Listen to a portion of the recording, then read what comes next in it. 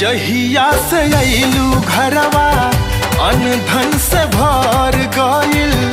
भैया के भाग